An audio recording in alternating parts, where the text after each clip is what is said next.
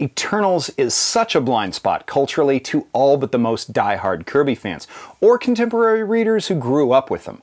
But their mythology has a profound effect on the Marvel Universe in comics, and with a new Eternals film they aim to do the same thing with the MCU, although the major changes to both the Eternals' origin and purpose are substantial.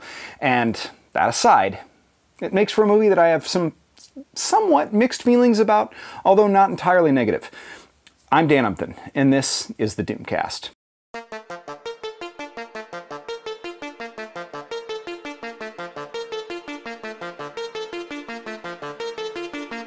Usually writing these reviews is super easy, but not so much this one.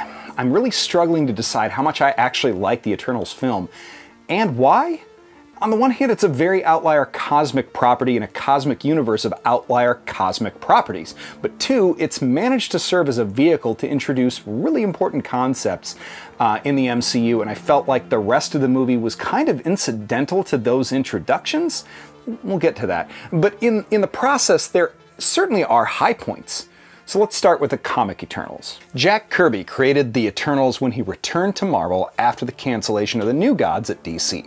Profoundly inspired by Eric Von Daniken's Chariots of the Gods, he created a race of immortal human beings born of genetic experiments by the space beings known as the Celestials. Now, these Eternals are immortal beings with incredible, unique cosmic powers charged with defending Earth and its solar system, specifically from the Deviants, but also from pretty much anything else. But beyond Kirby and a few other limited series by folks like Neil Gaiman, they don't really pop up on the reg in comics. So let it be known that spoilers follow. Make your peace with that, or go watch the movie first. And if you don't want to, you've been warned. The MCU Eternals are passingly similar. Rather than altered humans, they're independent celestial creations built specifically by Arishan the Judge and no other Celestials apparently, for the purpose of guarding an individual world, not just Earth, but multiple, with a celestial egg that's inside of that world until the egg is ready to hatch and destroy the world, harkening back to Alex Ross, Jim Krueger, and John Paul Leon's Earth X. But Celestials in the MCU are way bigger than Celestials in Marvel Comics generally are depicted, and when they wake up they apparently just burst through the Earth like a giant Kool-Aid man. And this is all complicated by the fact that the Eternals are mind-wiped after every Celestial emergence and think that up until that point they have been guarding said planet, which apparently never stopping in any major war or atrocity like genocide or slavery to do anything about it, except for Druig, who goes and fucks up the colonizers in Tenochtitlan, so mad respect. That said, let's talk about the main characters. Druig is a telepath with 6 accents, and you can't understand one of them. Sprite is an illusionist in the form of a child. Makari is deaf and a speedster. Cersei is a transmuter. Gilgamesh manifests gauntlets and throws some really dope punches. Athena conjures edged weapons for melee use. Kingo fires finger guns and raises eyebrows. Phastos, like Hephaestus, is a forger of tech.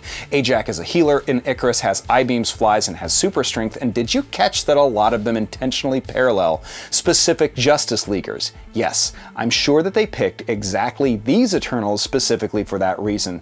And I don't think that that is actually a nod to DC in the MCU, and the fact that they mention Batman and Superman is no accident either. It feels a little more like an attempted dunk on the distinguished competition than homage, but what works is that each character has unique points of view, goals, and motivations, even Dane Whitman, who is pretty unimportant up until the post-credits sequence.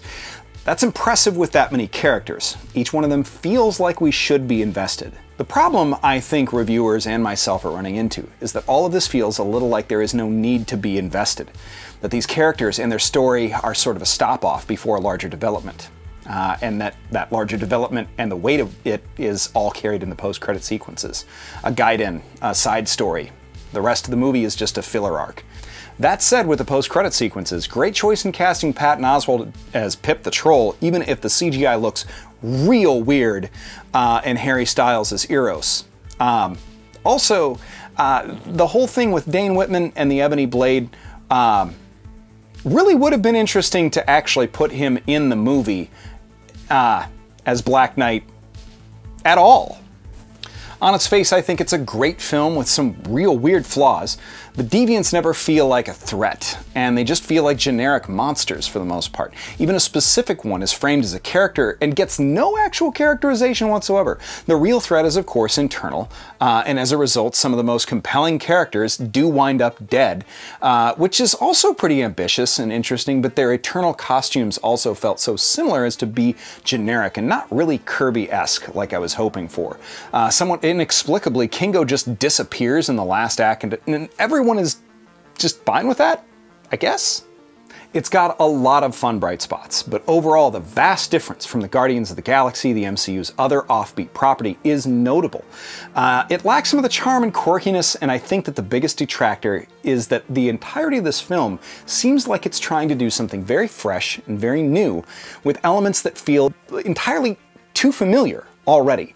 Not just in the MCU, but in superhero film in general. That doesn't mean it's a bad film, it just makes it what the MCU is increasingly starting to feel like. Content. I don't think that's necessarily a great thing, but it's not the worst thing. It might not be a perfect film, but it is great content that I engaged with positively. And that's what you wanted, wasn't it, Marvel? Thanks for watching. This has been the Doomcast. We'll see you next week.